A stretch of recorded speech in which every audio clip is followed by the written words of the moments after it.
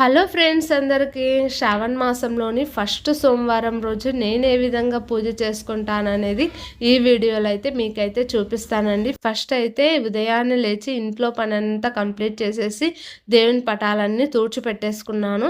తర్వాత అయితే నైవేద్యం కోసం అయితే సజ్జకం తయారు చేస్తున్నాను. ఏం లేదండి, ఫస్ట్ అయితే గిన్నె పెట్టి దాంట్లో 2 టేబుల్ స్పూన్ల నెయ్యి వేసేసి జీడిపప్పు ఎండు ద్రాక్ష వేసి నేతిలో వేయించి గోధుమ రవ్వను కూడా ఒక గ్లాసు నేతిలో వేయించి పక్కకు తీసి పెట్టుకొని దాంట్లోనే 2 గ్లాసుల వాటర్ పోసేసి ఒక గ్లాస్ బెల్లం వేసేసి ఉడికించుకుంటే సజ్జకం అయితే రెడీ అయిపోతుంది.